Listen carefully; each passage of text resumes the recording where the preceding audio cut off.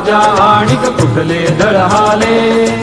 प्रारंभी जे अद्भुत वाटे गहन भीतीदायी, या विश्वाचा स्वभाव कळता भय उरले नाही. या दुनियेचे मर्मन कळता जगणे केवळ फुका.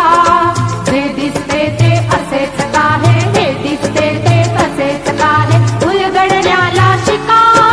डोळे उघडून बघा गड्यानो, झाकण लावू नका.